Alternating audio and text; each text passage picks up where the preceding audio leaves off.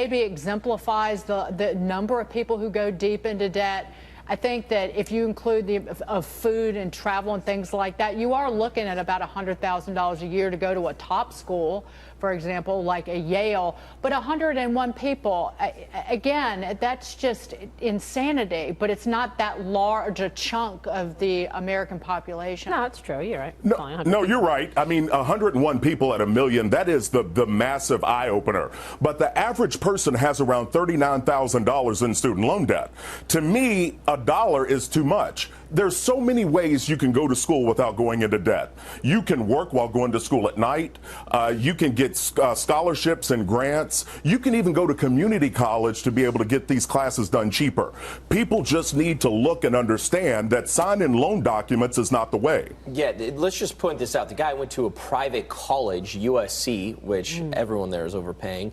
I'm a Sun Devil, I know that, because I went to public school and I got a better education. Let's go Devils. But also, he's an orthodontist, right? So you have these people that have tons of debt, but they're also in these professions where they're making over $200,000 a year, and they conscientiously knew that, and this is the path that they chose.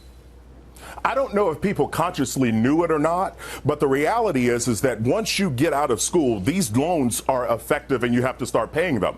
Plus, you also have to live. If you're married and you have a family, you've got people to take care of. It goes back to being aware how money works and the requirement. So I think as parents, we can help our young people by starting to help them to make some decisions. Don't pick a school based on a mascot. Let's pick a school based on what you can afford to pay cash for. Well, some of these parents, too, have taken on a lot of this student debt to help with undergraduate bills for these students. I think part of the problem, though, too, is the U.S. government. Back in 2005, they made a law making credit a lot more easy to get, and that just allows these universities and colleges to jack up tuition fees. Well, we can look at it and we can blame the government, but I think it starts at home. I think parents have to educate young people to help them make wise decisions, which means parents themselves have to be educated. You know, credit is going to be available. We just have to be adult enough to learn to say no and to understand that this debt is a threat to our future. We've got to look at it, learn how to count, and start making adult-type decisions. Let me just add one real quick thing. So I don't think, I mean, he's got the right perspective where it's like, hey, you have no control, put it in your hands, so obviously don't be an idiot and waste your money. But no, this is a fundamental problem with the U.S. government, that this debt cannot be bankrupt out of. And that doesn't make it a debt anymore. That's basically slavery, because any other loan you can get, like real estate loan, credit card loan, whatever, you can be a retard and you can file bankruptcy. You can't get credit for 7 years, but that debt will be abolished. This student loan debt won't go away. So it's really, really important that if you're an American, like I said, half my audience, you guys can just laugh at America and just be like, your country sucks, because in a way this is kind of a joke. And if you are American, you might want to consider just going to another country, because they do have free education if you're willing to hustle and work hard. Germany, for example, has free education, so if you want to go live there. But yeah, this is a fundamental problem, and just be careful of where you spend your money for education, because it's a giant hustle, especially if you're going to get, you're an American citizen and you're getting the U.S. loan. But I did bring up in a previous video that there is a way to get around this hustle, and it's crypto, because obviously they can put liens on your real estate, on your stocks, on any other kind of investment business in the U.S.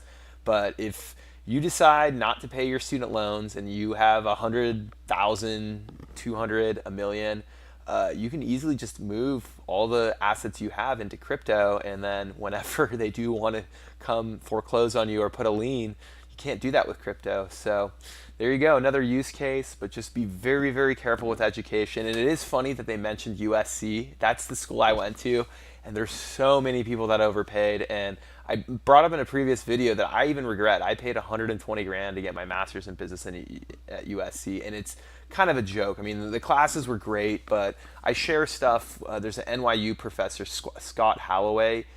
He has YouTube videos that are better than 95% of the lectures that I went to USC. And remember, I paid 120 grand to go to USC, and I can go right now on YouTube and get lectures that are just as good. So I plan on continuing to share free content, because I think it's the biggest hustle for educators, especially the schools in the US, to charge that kind of money. I think it's stupid, And be careful. There's a lot of good free information, and if you do need to get a piece of paper, there's community colleges. There's so many ways to reduce your cost of expense. So I wouldn't rush into getting a degree. I would rush into having a side hustle to kind of pay for your school, and then just B, finding the cheapest way to get your piece of paper, and just realize that it's not that important anymore. I mean, it was important back in the 50s and 60s when you could get stable jobs and you could, one person could work and buy a house and a car, and then the wife could stay at home. But we're in a completely different generation, and there's so many ways to get free information. So just don't waste any of your money on education. There's ways you can get it for free, and take all that money that you were going to invest. For me, it was 120 grand. I could have went and bought 2 more properties in 2010 and 11.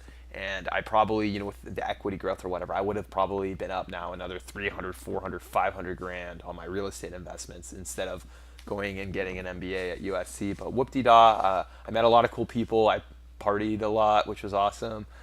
So I don't regret not going to USC. Met a lot of attractive girls at University of Southern California. It's a great school. But at the end of the day, my advice to anyone is, man, take that money that you were going to spend in education, go educate yourself on investing, on a business, on anything other than just textbooks, man. That's not going to get you ahead.